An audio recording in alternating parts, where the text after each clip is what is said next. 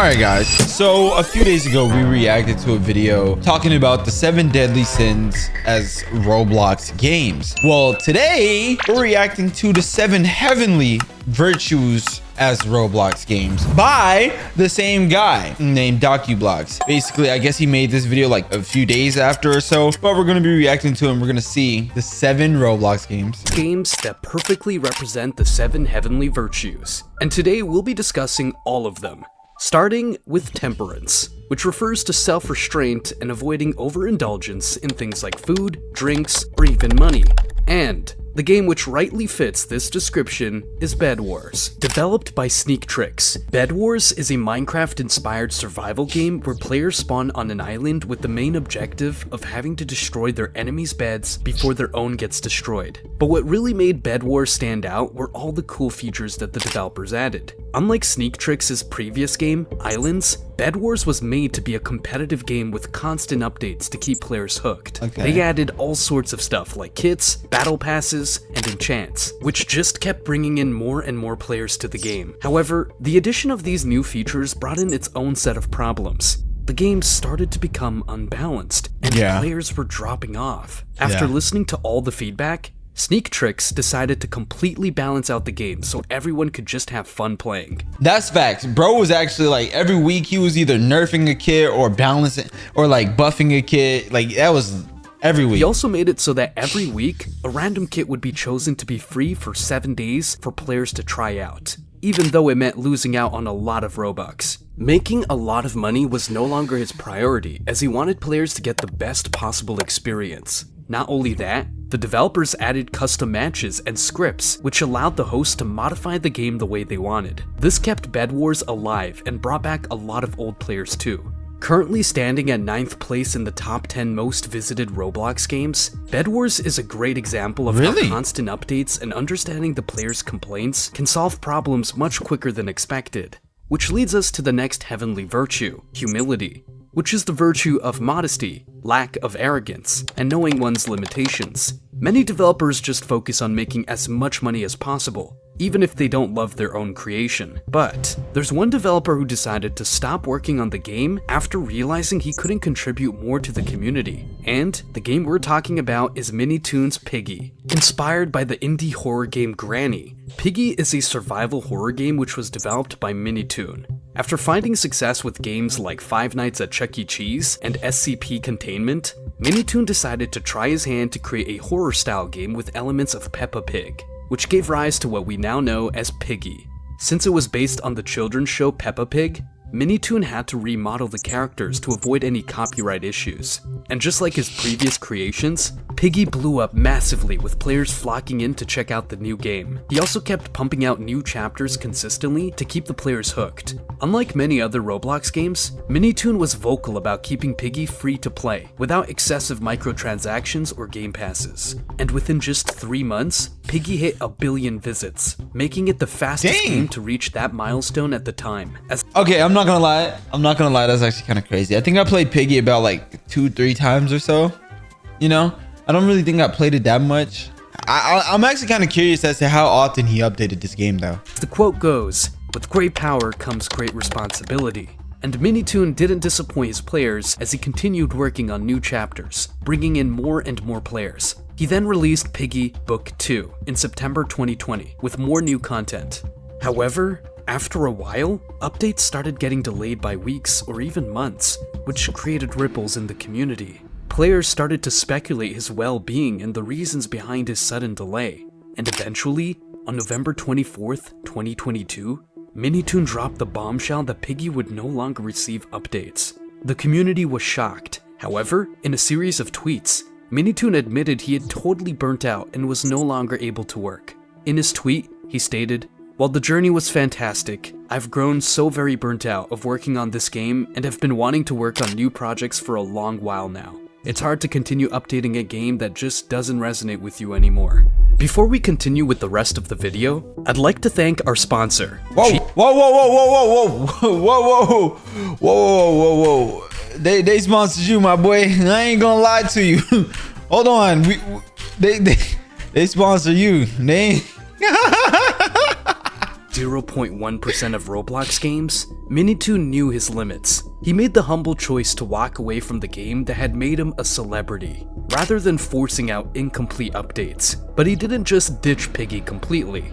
An open-world survival spin-off of Piggy was announced, with occasional leaks being posted on Twitter. If the developer of Piggy was known for his humility, then the next game we're talking about stands as an embodiment of— Bro, Bee Swarm Simulator, bro, this game has been out for years, bro. Oh my gosh, I think it came out around the time I started YouTube. I remember this game. Kindness. Kindness is the heavenly virtue of being caring and compassionate towards others regardless of their race, religion, and beliefs. Developed by Onnit, Bee Swarm Simulator is an online multiplayer game that is all about taking care of bees and making honey. Bee Swarm Simulator was one of the first simulator games on Roblox, making it one of the few games that started the simulator genre alongside other classics. The game was officially released on March 23rd, 2018, and is currently the third most visited simulator game in Roblox history. But what makes Bee Swarm Simulator so special is the friendly community that matches the caring nature of the game itself. In the game, players start off by hatching little bee characters from eggs. The bees then collect pollen to bring back to the beehive, turning it into honey. It's a simple process, but it teaches players to be patient and nurturing as they watch over their bees. This caring mindset seems to spread on how players treat each other too. Instead of being toxic like other gaming communities, Bee Swarm players are incredibly welcoming, especially to new players. And when the developer was called out multiple times for the lack of updates, the community has stepped in, keeping the game alive and buzzing. And the numbers don't lie either. Hold on. Are they still popping like that? What? 64,000 people? Holy crap. That's insane, bro. Oh my gosh.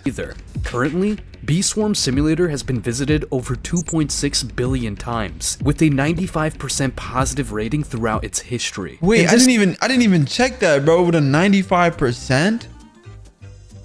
Oh my gosh! Ever-changing world, one thing that both games and developers often struggle with is the ability to keep pushing forward no matter what. And the virtue which symbolizes such an ability is diligence, which is the virtue of not giving up and continuing to dedicate yourself to your duties and responsibilities.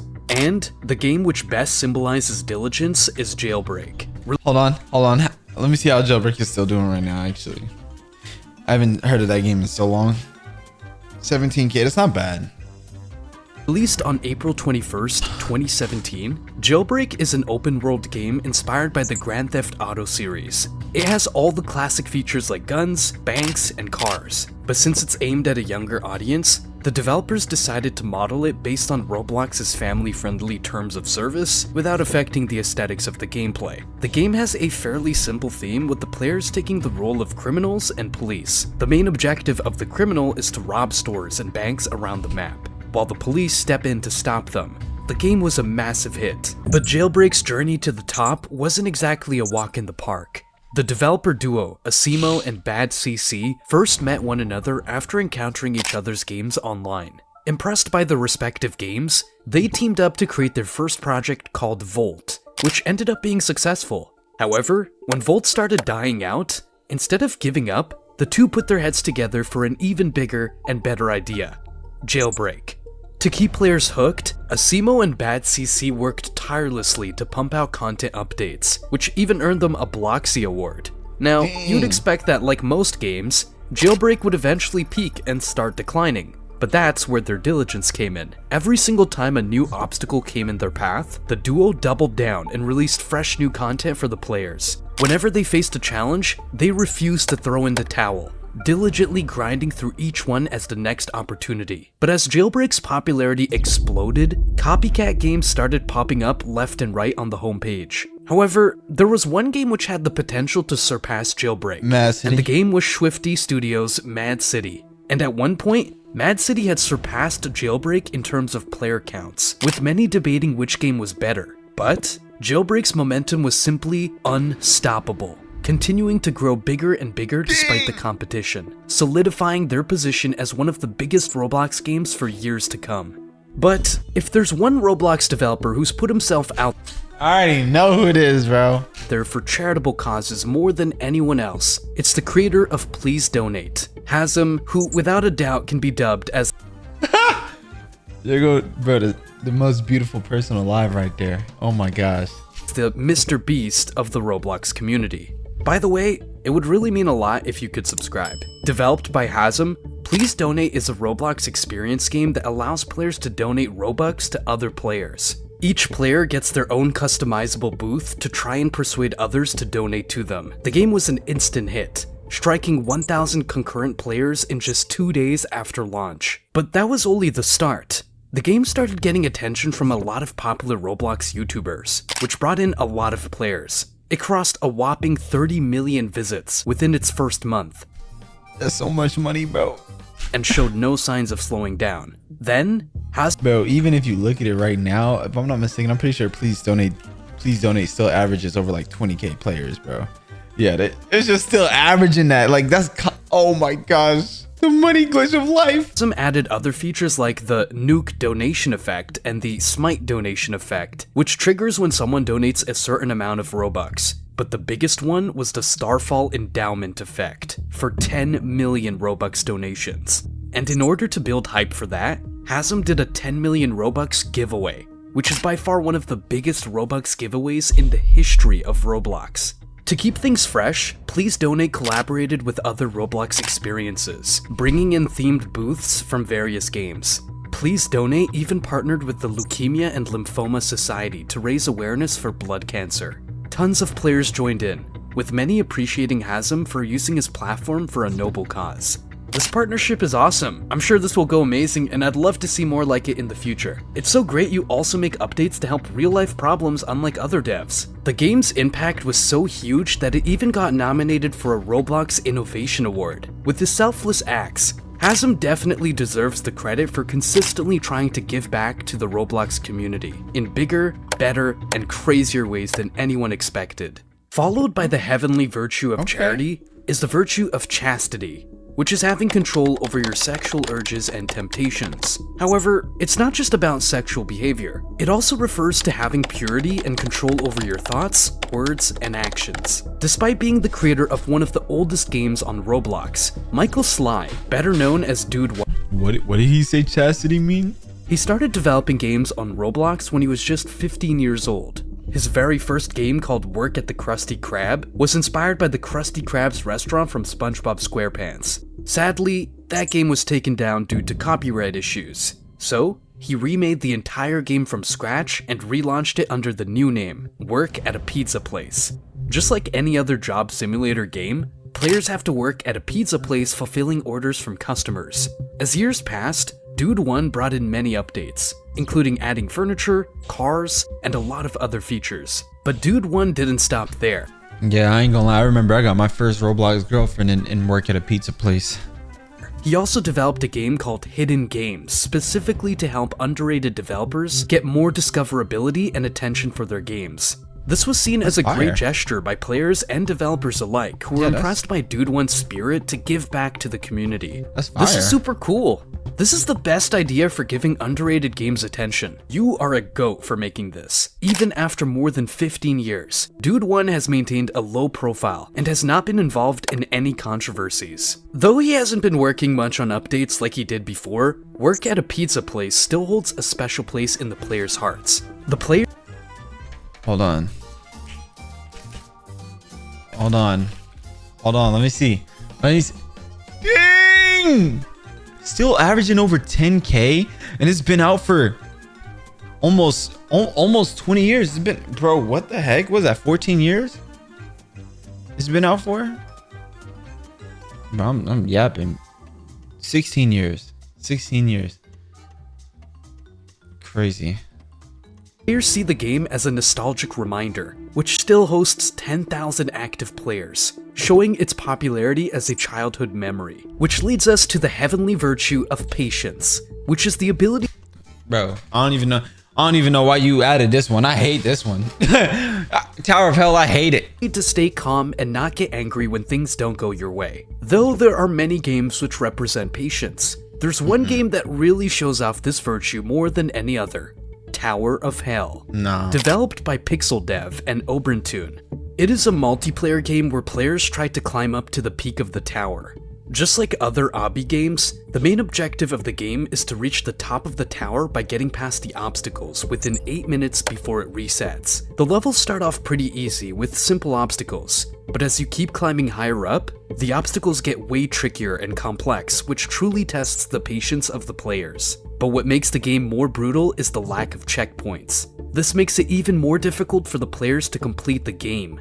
If you make one tiny mistake... Look at that like to dislike ratio on Tower of Hell, man. Hold on, let me check it out, actually. Nah, because that'd be making me mad. That'd be 74%. 1.3 million dislikes. Dang. You can instantly fall all the way back down to the very start. In order to beat the game, the player requires a lot of concentration and patience before executing their plan perfectly. This extremely challenging nature is what has made Tower of Hell a favorite among YouTubers and players. This gave rise to many players trying to set world records and showing off their incredible obby skills, with some of those attempts getting millions of views. The game was so good at pushing patience to the limits that it won the Best Round-Based Game Award at the 7th Annual Bloxy Awards I didn't event. even know that. Oh, that's it? That's crazy. I didn't even know that. Dang, that's a W. Yo, let me know what y'all think about that. Let me know what y'all think about that. And do y'all think some of the what he said was valid? Yes or no? But subscribe.